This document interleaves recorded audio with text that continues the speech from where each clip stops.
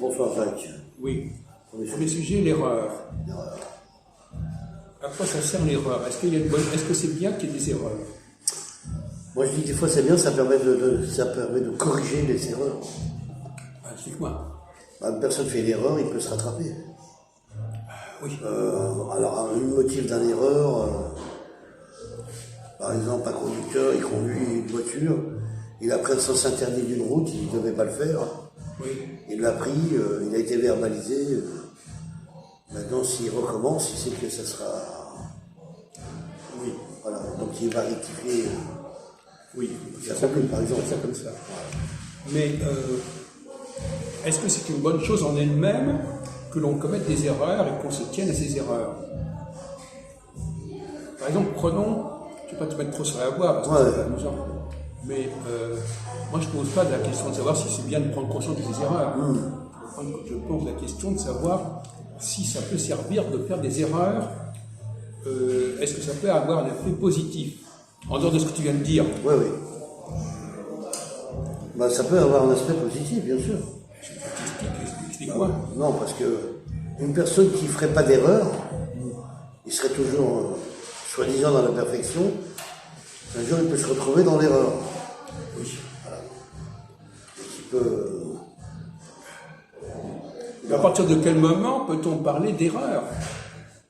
Qu'est-ce qui nous fait penser qu'il y a une erreur? Comment sait-on que c'est une erreur? Il y a plusieurs motifs. Oui, une maison qui a été construite en pente ou mal mesurée, ça peut être une erreur en même temps. Oui, d'accord. Dans une architecture de construction, par exemple. Mais moi, ce que je voudrais savoir, c'est... par exemple, dans le domaine musical, par exemple, tu veux imiter quelqu'un et tu le fais mal. Et tu le fais à ta façon, c'est pas que tu fais ça. C'est une erreur. Oui, c'est une erreur, parce que c'est pas tu es le musicien d'un compositeur qui a composé... Non, justement, tu imites quelqu'un. Alors, tu imites quelqu'un. Tu n'es pas le compositeur, tu n'es pas le musicien de quelqu'un. D'accord. Tu imites quelqu'un. Si tu imites quelqu'un et que tu fais mal, c'est une erreur, oui, bien sûr. Non. Tu joues un. Non. Ou pas forcément, alors si c'est pas une erreur, ça peut être... Si, ça peut être une erreur, mais pourquoi mal? Oui. Pourquoi mal? Oui, ça serait pas... Oui, exactement. C'est pas le mot juste. C'est pas le mot mal, oui. C'est une erreur pas très grave. Non, je crois que tu n'es pas en forme ce soir. Non,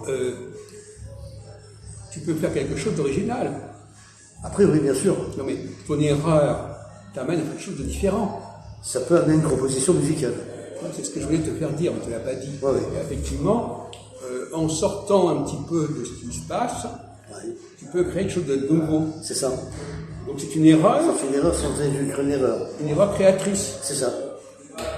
Une erreur qui permet de créer encore une autre composition de musique. Alors, le problème, c'est que ça va créer de la diversité.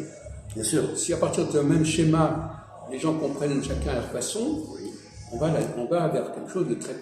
Ça va donner un nombre de situations complexes. Bien sûr. Et donc, si on veut retrouver l'unité, comment fait-on?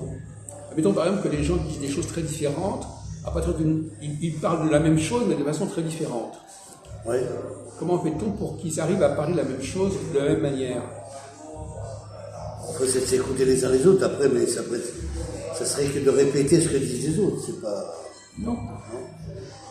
C'est en corrigeant les erreurs. Oui, voilà. Si tu corriges les erreurs, si tu reviens au point de départ, tu n'as plus cette complexité, tu n'as plus cette diversité. Bien sûr. Oui, ça permet exactement d'avancer sans faire d'erreur. Non, la question, c'est pas la question d'erreur. La question, c'est que plus il y a des gens qui commettent des erreurs, plus ils vont dire des choses diverses. Oui, c'est ça. Ils vont différer sur des détails. C'est ça. Ça va changer pour eux. Donc ça va créer de la confusion. Exactement. Donc si on se met d'accord sur le point de départ, on va retrouver l'unité. Bien sûr.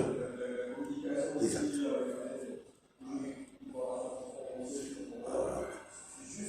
Parce que parfois, les gens ont l'impression de ne pas être d'accord, alors qu'en réalité, ils sont d'accord, mais... Ils se mettent d'accord. Ils sont d'accord, mais il y a des points sur lesquels ils ont différé. Ils ont différé ça dérange. Parce qu'ils n'ont pas bien compris.